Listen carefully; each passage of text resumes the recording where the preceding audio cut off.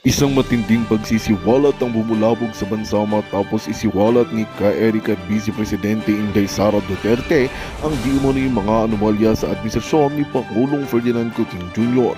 Sa kanyang press conference kanina, ibinunyag din na ang ilang dokumento at ebidensya na nagpapakita ng malawakang katiwalian at pang-aabuso sa kapangyarihan sa loob ng pamahalaan. Ang naturang pagsisiwalat ay nagdulot ng pagkabigla at pangamba sa publiko, lalo na tila wala nang ligtas si PBBM sa mga paratang na ito. Ayon kay Ka-Eric, ang mga ebidensya ay nagpapakita ng koneksyon ng ilang malalapit na opisyal sa mga iligal na transaksyon at pagsasabwatan para makakuha ng malaking pondo mula sa kabanlang bayan. Si VP Sara naman ay nanindigang kinakailangan ng masusing imbestigasyon upang mapanagot ang mga nasa likod ng mga katiwaliang ito. Aniya, hindi maaaring hayaang magpatuloy ang ganitong sistema at dapat ay managot ang mga sangkot kung sino pa man sila. Ang kanilang mga pahayag ay naging sanhi ng panawagan para sa mas malalimang imbestigasyon mula sa Senado at iba pang ahensya ng gobyerno. Samantala, naglabas naman ng pahayag ang kampo ni Pangulong Coutinho na tinatanggihan ang lahat ng aligasyon at sinasabing ito ay bahagi lamang ng isang planong pagbabagsak sa kanyang administrasyon. Ayon sa tagapagsalita ng Malacanang, handa nilang harapin ang anumang imbestigasyon at patunayan na walang katotohanan ng ibinibintang. Gayunpaman, patuloy na lumalakas ang panawagan mula sa iba't ibang sektor ng lipunan na magkaroon ng transparent at patas na imbestigasyon upang malaman ang katotohanan sa likod ng mga aligasyon na ito. At yan nga ang balitang ating pagkakatutukan. Ngunit bago ang lahat, siguraduhin mag-subscribe at i-hit ang notification bell para sa patuloy na pagtutok sa mga sulyap ng bagong balita sa tunay na boses ng masa.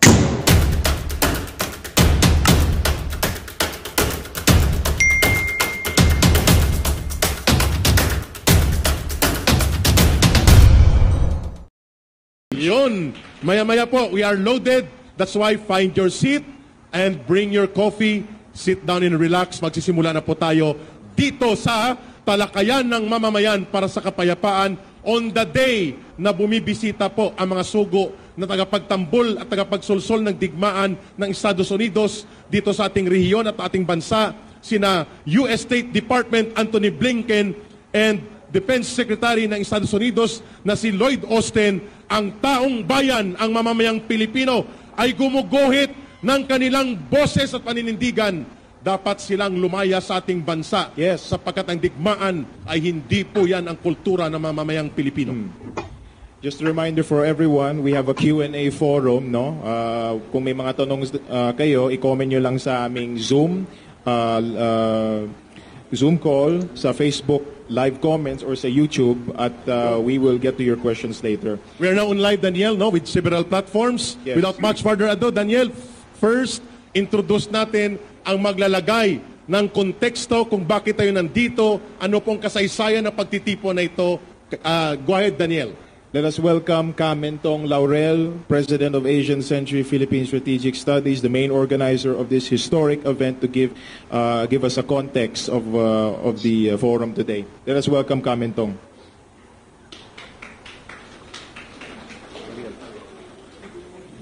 Magandang umaga po sa inyong lahat. Ang isang di nabanggit po ay mabuhay online news. Si June Raimundo po kasama natin. Of course, Cathy Cruz, nakabati na.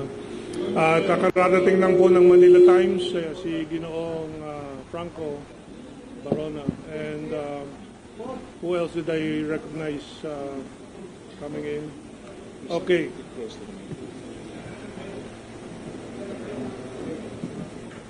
Good morning everybody! Magandang umaga po ulit sa inyong lahat. Unang obserbasyon ko po, live po tayo guys, live! Unang obserbasyon ko po ngayong umaga ay yung ating pag-awit ng pambansang awit. At merong linya po doon na labanan natin, ang bayang Magiliw and so on. No? So, yung mga manlulupig, ang ating labanan, ingatan, pero isang bagong peligro po sa bayan natin po ay hindi po itong mga mananakop na dayuhan, kundi yung mga tagaloob po natin, mga kapwa Pilipino natin na nagpapagamit po sa mga panlabas na puwersa na nais sa sakupin ng Pilipinas ulit. At sa kasaysayan po ng Pilipinas, ngayon sinasabi nila kung sino-sino ang mga kalaban daw ng Pilipinas. Ang pangunahing kalaban ng Pilipinas has always been Amerika. Sila po ang dumayo po rito, nag-invade po ng Pilipinas, nag-okupa ng Pilipinas, pumatay po ng 1 milyong Pilipino noong panahon ng Phil-American War. At itong alaala na ito ay pinipilit na burahin po ng ating malalaking media. Kaya po ang talagang nakikibaka po para sa malayang kaisipan ng Pilipino, makabayang kaisipan ng Pilipino ay itong mga vloggers sa harap po natin, yung mga independent media and information disseminators, yung ating independent scholars tulad ni Ginoong Romel Banlawi. Yun ang pinaka-peligrosong kalaban po natin, yung nandito sa loob na niloloko ang sambayanan. Tandaan po natin yan at importante po kayo. Our international friends are also very important in helping the Filipino nation, 120 million of us here in this country, explain to the world that we have both enemies, external and internal. We have the external enemies that portrays themselves as friends of our nation. We have internal enemies who portray themselves as nationalist patriots when they are serving actually the purposes of this foreign nemesis of the country. Unang-una po yan. Kaya po, pag ating naririnig ang ating pambansang awit, tandaan po natin kung lumilika ang ating local politicians ng kalaban na hindi po natin kalaban kundi kaibigan. Tapos yung kalaban po sa kasaysayan natin hanggang sa kasalukuyan, pinapalabas nila na kaibigan ng bansang Pilipinas. Okay, number 1. Number 2, ang pinakamalaking peligro, dalawang pinakamalaking peligro po sa bayan po natin, may hinaharap po ng 120 million, 120 milyong Pilipino. Unang-una kagutuman, ngunit mas malala pa po doon sa peligrong yon ay yung hinaharap nating gera na ini-sponsor ng Estados Unidos sa buong mundo. Pero dito sa Asia po, ginagamit ang Pilipinas bilang mitsa. Kaya po meron tayong dinadaos ngayon na ating event ngayon. Itong No to US BBM War, No to EDCA Bases. At nabanggit po natin ang pangalan ni Blinken and ni Austin. Siguro sa inyong marami dyan ay maraming hindi nakakakilala dyan sa dalawang pangalang yan. Kasi yung si Blinken po ay US State Secretary. At yung si Austin, yung itim, yung po ang Defense Secretary ng Estados Unidos. Sila po ay darating bukas ng umaga. Sila ay magpupulong tapat po nila ang kanilang counterpart dito sa Pilipinas, si Department of Foreign Affairs Secretary Enrique Manalo at si Defense Secretary Gibo Teodoro. Sila ay magmoro-moro, poporma-porma na yung interest po ng Pilipinas ang kanilang babantayan. Moro-moro. Ngunit ang totoo po, itong mga pangkat na to ay ilang taon na po na nag-uudyok ng gera sa bansang ito at sa Asia. Tayo nagsimula po nitong kilusan laban sa gera, or what I call in English, we are engaged in a war against war. Tayo ay nasa isang gera laban sa gera. Napakarami pong pwedeng talakayin tungkol dito sa paksang ito. Wala na pong silbi ang gera sa modernong lipunan po ng sangkatauhan. Anumang pangailangan ng sangkatauhan Anong gutom ay kayang-kayang sagutin po ng siyensya o agham ng sangkatauhan. Wala na pong dahilan kung bakit magkaroon ng gera. Kaya po meron tayong mga gera po nung panahon ng mga tribo-tribo pa po tayo dahil maraming kamangmangan pa po. Bago po tayo nakadiskubre ng pagtatanim ng pagkain, agawan po ng mga bunga sa mga puno para pagkain, patayan, mga pagan tribes. Natuto naman tayo ng agrikultura, nagtanim tayo ng palay, trigo, naging dahilan naman ng paggegera ay yung agawan ng lupain para makapagtanim para sa pagkain ng taong bayan. Eh ngayon po, pwede na pong magtanim, magpabunga ng mga pagkain sa mga buildings. Wala na pong dahilan na magpatayan para diyan sa mga pangangailangan ng taong bayan. Pero yung mga teknolohiyang yan ay pinipigilan ng mga may control ng teknolohiyang yan.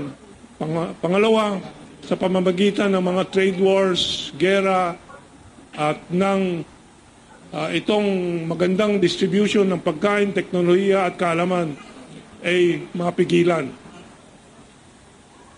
So tayo ay ginegera po natin ang gera mismo. Hindi ang tao, hindi ang anumang bansa, ang gera mismo. Ayaw na natin sa gera at yan po ang pumipigil sa ating bansa na umunlad dahil merong nagkakalat na yung mga pananakot na may gerang darating dahil sa mga teritoryong agawan na wala naman po talagang katotohanan diyan. Gawa-gawa po ng malalaking media. Nilalason ang damdamin puso ng taong bayan laban sa isang bansa na 2,000 taon na po kaugnay ng Pilipinas, katulong ng Pilipinas, at hanggang sa kasalukuyan, babalikan po natin ang ilang mga balita tungkol dyan. So, nagsimula po tayo nung nakaraang taon, nung Mayo-Hunyo 2023, ng ating anti-EDCA motorcade caravan. By the way, sa kasalukuyan po, at this very moment, merong 50 tayo hanggang 100 kasama po na nagmamarcha galing sa Delta patungo rito. Mabuti, dumungaw ako sa bintana at humupa po yung ambon kanina at sana po ay nag-aaraw na ata sa labas. Nakikita ko na umaaraw na. So maganda naman po at darating po sila.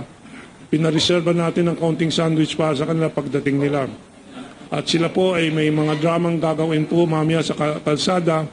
May gawa po silang 3 napakalaking bomba para simbolo ng mga bomba na gustong ipasok ng Amerikano po dito sa Pilipinas. Mamaya may tatalakay po ako na pinasok na po nila ng missile launcher sa ating ilang mga US bases dito sa Tuguegarao, sa Cagayan Province, sa Norte, sa Ilocos, and so on. Pero itong next slide, are we ready? Good morning, Norma Jalava. Good So morning, nagkaroon po Susan tayo ng Apeles. anti-US BBM proxy war caravan nung nakaraang taon. 100 pong mga kasama po natin sumakay po sa mga spito, 8 mga sasakyan at isang malaking bus. At sila ay lumakbay mula Maynila. Dala-dala po ang slogans po natin laban sa gera, laban sa military bases na yan. Dumaan ng Bulacan, dumaan ng Nueva Ecija sa puntod po ni General Antonio Luna.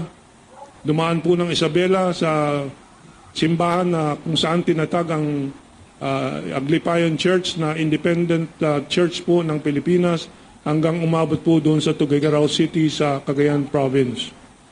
O bilang pakita po ng ating protesta at pagkakaisa sa gobernador ng Cagayan Province na anti-US bases din po siya. So, yan po ang lumabas na balita po sa Manila Times noon. Anti-EDCA motorcades kicks off June 1st. Tayo ay nasa Hulyo na ngayon. Ang panauhin natin pong pandangal noon si Kit Tatad. Next slide please. Next slide. Yan.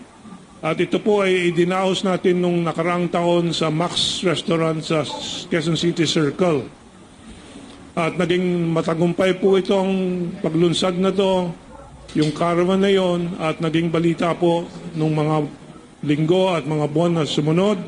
Dahil po kasabay po nito ay yung papaigting naman po ng mga provokasyon laban sa China doon sa South China Sea na sponsored po ng mga Amerikano.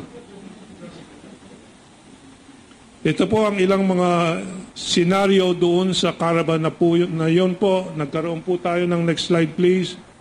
Nagkaroon po tayo ng motorcade at bike caravan around Metro Manila, around the provinces hanggang Bulacan po. Dala-dala ang mga slogans na anti-war. At si Ginoong RJ Haveliana po, parating na po, galing sa marcha mamaya-maya lang po, ay magsasalita din po dito sa harap natin. At siya po ang organizer po nito, sila Nolan Tiongson and so on. Ito po yung susunod na slide po ang press conference at parang pagtitipon tulad nito doon sa Max Restaurant. Napakaganda po ng spirit at moral ng ating mga kasama noon. Ating binabalikan ito para makita po ninyo may kasaysayan po yung ginagawa natin itong araw na to dito sa nakaraang taon. Ito hindi po para sa mga panahon na ito na yan lang, kundi sa kasaysayan po ng bansa po natin. Marirecord po ito, matatala po ito na isang mahalagang kilusan na magsasaklolo sa bayan natin mula sa isang sakuna na walang anumang klaseng recovery. Kung sa Second World War nakarecover tayo, sa susunod na gera, kung hindi natin mapigilan, wala pong recovery. Mamaya ipapakita natin ang mga dahilan kung bakit natin sinasabi yan. Ito naman ang ating kilusan, ang ating anti-war caravan po na umabot sa Tugigaraw. Kapulong po si Governor Mamba, si Kaado Paglinawan, will you stand? Ang ating kinatawan doon, stand up to be recognized, please. Stand up to be recognized, Ado. Ayan si Ado. Matanda na yan. 76 years old na yan. Pero tuloy-tuloy na lumalaban po. Kaya po siyang kinatawan natin doon sa Tugigaraw. Nagka-stroke ako last year. Kaya hindi po ako nakasama. So si Governor Mamba po, ganadong supporter po ng ating laban sa gera. Ito naman yung susunod na slide po ay yung pagbisita po ng ating caravan doon sa puntod ni monumento ni General Antonio Luna sa Nueva Ecija. Dahil po anong kahulugan po ng pagbisita doon kay General Antonio Luna? Ang kahulugan po niya na yung anti-American war na nilunsad ng Katipunan po laban sa Amerikano noon. Nakakalimutan po yan. Hindi po kaibigan ng Amerika ng Pilipinas. Kaya po tayo nakukulelat sa top 5 countries ng ASEAN ngayon dahil sa pagpipigil ng kaunlaran ng Pilipinas na ginagawa ng Amerikano. Pero kung titingnan natin mga survey, sabi ng 75% ng populasyon, America is our friend. Ganyan po ang ganyang kalaki po ang panloloko ng malalaking media sa atin dahil sila ang may control ng malalaking media. Pati mga paaralan natin dahil ang mga politika po natin, karamihan po ng mga naging presidente ay pro-American, American, ng mga tuta ng mga Amerikano. Pati ang ating education system po, yun ang pinapasok, sinusuksok sa utak ng mga kabataan po natin na kaibigan ng Amerika. Hindi po kaibigan ng Amerika.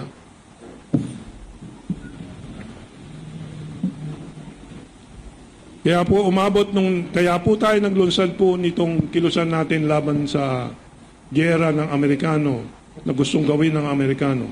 Dahil nga sa dagdag na US bases, next slide please,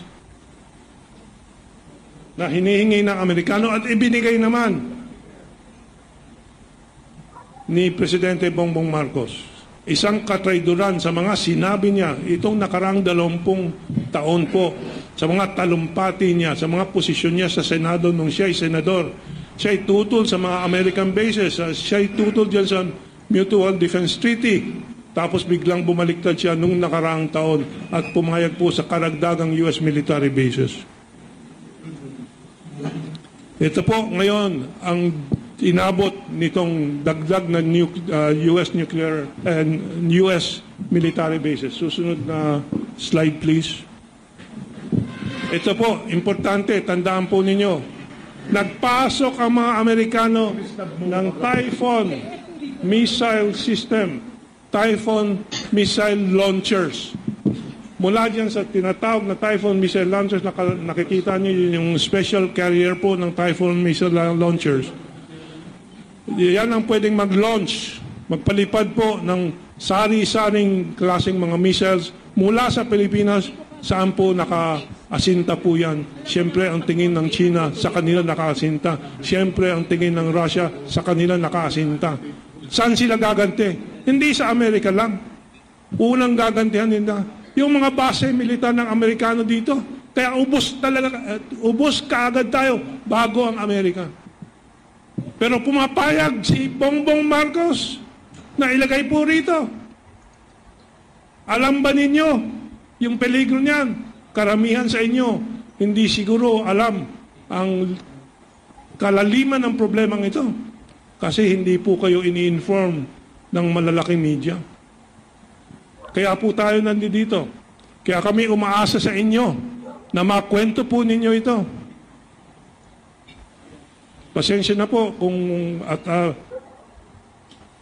babanggitin ko yung mga popular na pinakikinggan ng marami sa inyo. GMA7, manluloko po yan pagdating sa mga issue na ito. ABS-CBN, manluloko po yan pagdating sa mga issue na ito. Nandiyan ba sila? Halika, sa harap kayo para mag-debate tayo sa mga ginagawa niyong panloloko sa sambayanan. Hindi sa gusto po, hindi po sa gusto ng mga kawani. Hindi po sa gusto ng mga kawani ng mga news agencies na yan. Yung kanilang may control, yung mga may-ari po nila. Si Manny Pangilinan po, kasabat po ng Amerikano yan sa pagkontrol ng malalaking negosyo sa Pilipinas. Papaliwanag ko, ang isang negosyo po na niloloko araw-araw, buwan-buwan, ilang dekada na po ang Pilipino. Kuryente, Meralco, si Manny Pangilinan ang may-ari po niyan, sa ngalan lang po. Kasi ang may control po niyan, Salim Group, International Finance Group, na konektado sa Amerikano po.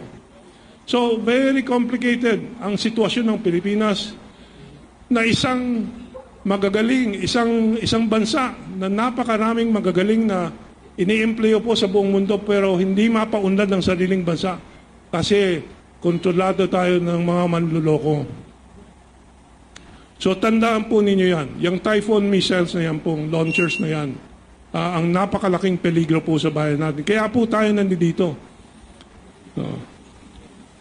Napa-amin natin ang gobyerno ni Bongbong Marcos na pumayag sila dyan at napilitan silang tanggapin ang ating pilit sa kanila na tanggalin yan at sinabi na tatanggalin. Ang problema, pahele-hele, bago-bago ang sinasabi.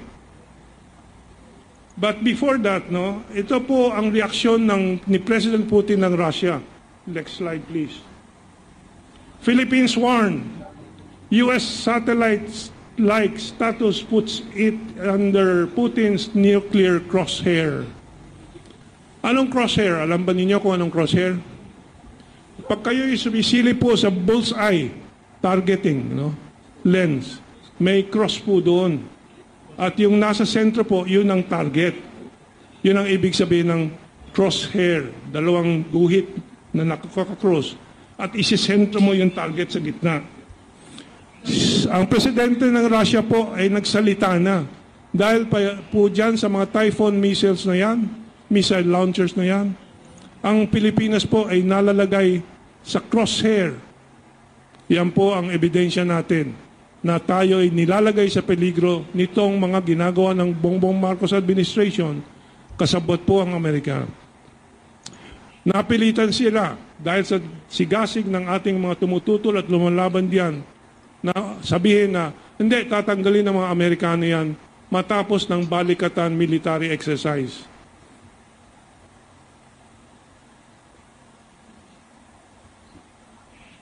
Hello, Michael Agzulio.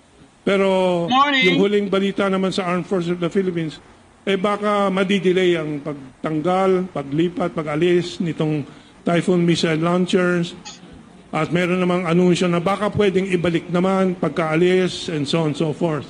Kaya po hindi pwede tayong bumitaw po sa ating pagbabantay, sa ating sigasig na labanan po, tutulan po itong mga ginagawang mga paghahanda para sa gera ng Amerikano. Ang cover story ng Amerikano para mailagay po ang base militar dito sa Pilipinas ay marami pa namang magagandang layunin yung base militar ng Amerikano.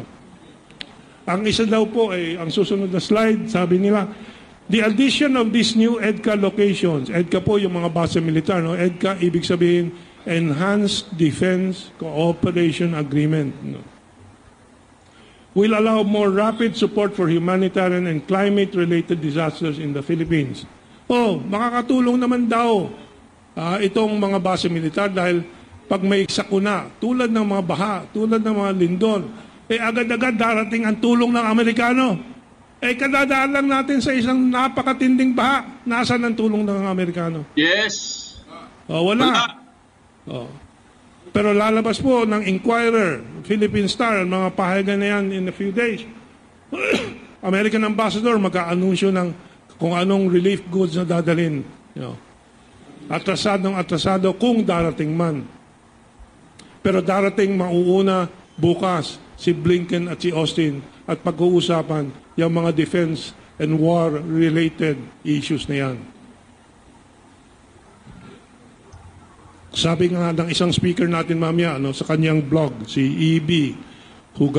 Hugalbot, siya ay Cebuano. Humanitarian efforts at disaster resilience and response efforts ng mga Amerikano out of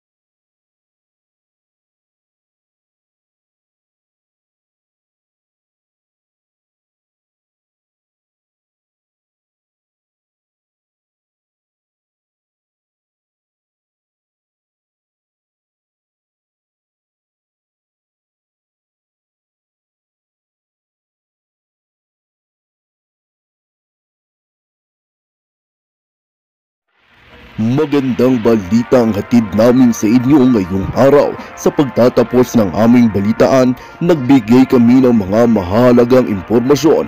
Maraming salamat sa pagtutok at pagsuporta sa aming programa. Huwag kalimutang manatili sa mga susunod na araw para sa mga bagong balita at mga kwento na dapat nating abangan. Mula sa Boses ng Masa, magandang araw Pilipinas!